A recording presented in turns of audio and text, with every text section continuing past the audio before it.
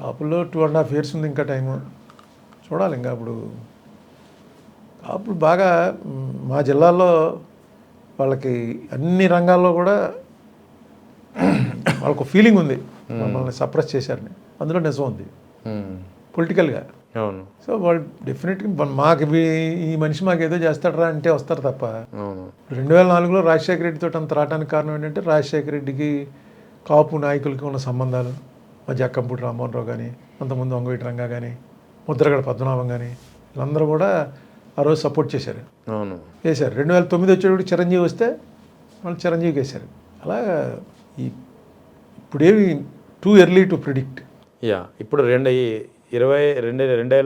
దాదాపు రెండేళ్ల కూటమి ప్రభుత్వ పాలనలో యాంటీ ఇన్కంబెన్సీ ఏదైతే ఉందో అది జగన్కు ప్లస్ కావచ్చని న్యాచురల్గా ఇంకోటి లేరుగా. యాంటీ ఇన్కంబెన్సీ అంతగా రావడానికి కారణమే మీరు అబ్జర్వ్ చేసిన కారణాలు ఏంటి ఈ 22 నెలల ప్రభుత్వ పాలనలో? ఏముందండి, ఇప్పుడు అందరికీ డబ్బులు ఇచ్చేయడం అలవాటు చేశారు. ఆ డబ్బులు సరిగ్గా ఇవ్వకపోతే వ్యతిరేకత వస్తుంది. ఓకే, జగన్మోహన్ రెడ్డి ఓన్లీ డబ్బులు ఇవ్వడమే నా గవర్నమెంట్ అన్నట్టే రన్ చేసాడు. ఫస్ట్ ప్రయారిటీ అదే ఇచ్చాడు. జీతాలు ఇవ్వకపోయినా పర్వాలేదు, ఒక 10 రోజులు ఆలస్యం అయితే అవుతుంది, వీళ్ళకి మాత్రం 1వ తారీఖు వెళ్ళిపోవాలి అని ఒక అతను పార్టీ ఫిలాసఫీ తీసుకున్నాడు అనుకుంటున్నాను. వాళ్ళు ఎప్పుడు చెప్పలేదు అనుకోండి, నేను అనుకోవడం. ఆ ప్రకారం ఇచ్చాడు.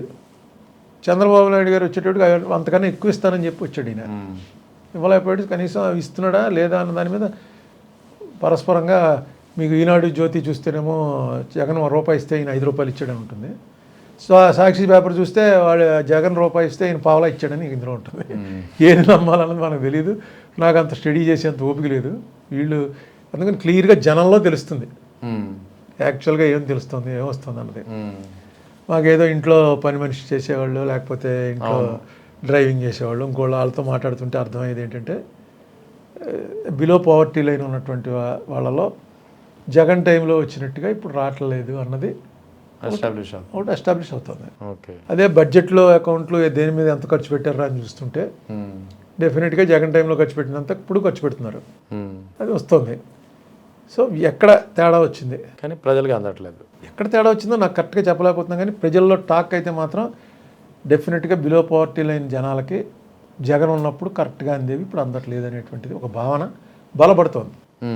మరి వీళ్ళు కరెక్ట్గా కూటమి వాళ్ళు కూడా ఇస్తారు, లెక్కలు ఇస్తారు, మేము అన్నీ ఇస్తున్నారా బాబు, ఎవరికి కట్ చేయలేదని చెప్తారు.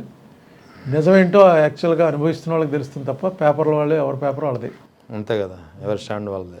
ఏదైనా కూటమి అనేది కూటమిగా అలాగే నిలబడితే ఎలక్షన్కి నా ఉద్దేశంలో 2014లో ఎంత టఫ్గా ఉందో 1%, 1.5% తేడా వచ్చింది. జస్ట్ 1.5% అలా ఉంటుంది ఎలక్షన్ 2029లో. అది జగన్కి అడ్వాంటేజ్ అవ్వచ్చు, వీళ్ళు కావచ్చు. లాస్ట్లో వచ్చే ఫైట్ అయితే టగ్ ఆఫ్ వార్ ఉంటుంది. కూటమిలో ఉంటాయి. కూటమిలో లేకుండా ఉంటే మాత్రం వన్ సైడ్ అయిపోతుంది. ఎవరికి? జగన్కి 2020 అంతే. 2019 అయినట్టు వన్ సైడ్ అయిపోతుంది. కూటమి ఉంటుందా లేదా అన్నది మళ్ళీ మోడీ చేతుల్లో ఉంటుంది. చూడాలి మరి.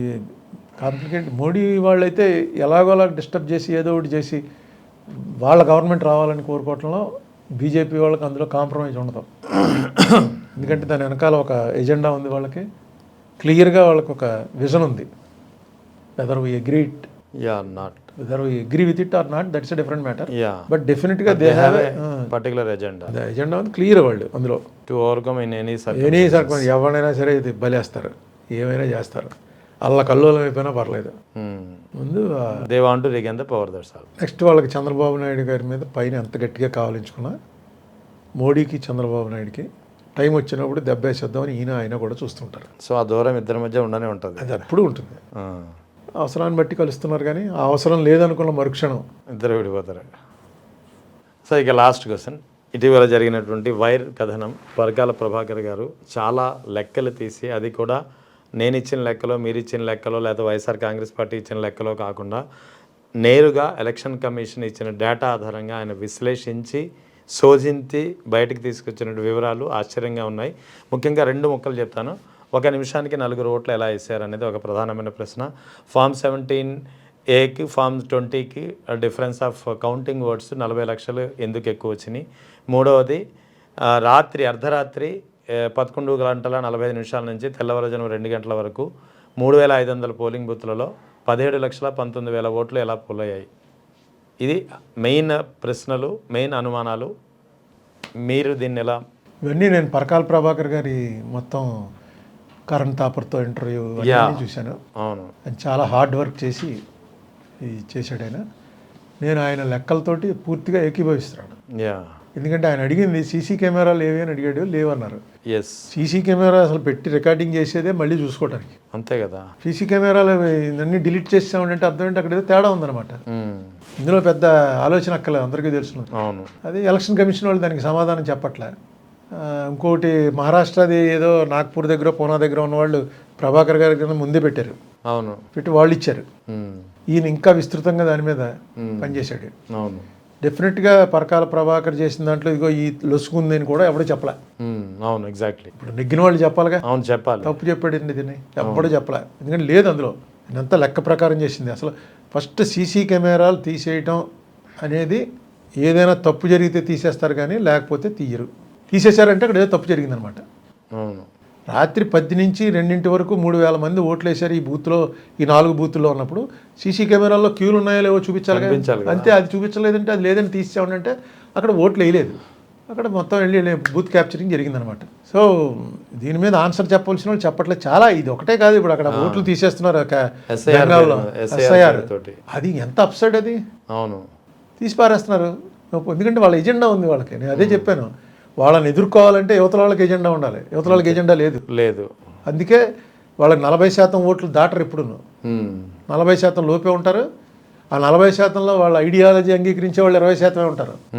మిగతా 20 లాగా చంద్రబాబు నాయుడు గారు కలిసినట్టు, పవన్ కళ్యాణ్ కలిసినట్టు కలుపుకొని ఎప్పటికప్పుడు సేమ్ బ్రిటిష్ వాళ్ళు ఏ రకంగా వచ్చి అయితే ఆక్రమించారో, వీడిని వాడి మీద తోసి వాడిని వీడి మీద తోసి అలా ఆక్రమించి బొబ్బిలి యుద్ధంలో వాళ్ళు ఎవరో ఫ్రెంచ్ వాళ్ళు బొబ్బిలి రాజాకి విజయనగరం రాజాకి గొడవ పెట్టి సేమ్ పాలసీ వీళ్ళు కూడా చేస్తారు బీజేపీ వారు. అంటే తప్పు లేదు, అది రాజకీయంగా వాళ్ళు చేస్తారు, ప్రజల మద్దతు పొందుతూ చేస్తారు. మీరు ఆయనకి ఎగైనెస్ట్ అయినప్పుడు ఆయన ఎలా ఓడించాలన్నది ఒకటే ఎజెండా పెట్టుకుని ఉంటే మిగతా పార్టీలు సక్సెస్ అవుతాయి. ఇప్పుడు చూడండి, కాంగ్రెస్ వాళ్ళు వెళ్ళి బెంగాల్లో అన్ని సీట్లకు పోటీ చేస్తున్నట్ట. అవును ఏమవుతుంది? అవును బీజేపీ అడ్వాంటేజ్ అవుతుంది. వీళ్ళకి ఎజెండా లేదు. రేపు ఎంఐఎం వాళ్ళు వెళ్ళి వాళ్ళు పోటీ చేస్తారు. వాళ్ళు చేస్తున్నారు ఆల్రెడీ. వాళ్ళు పోటీ చేస్తారు. సో యాంటీ ఈ బీజేపీ యాంటీ ఓటు 5-6 వెళ్తుంది.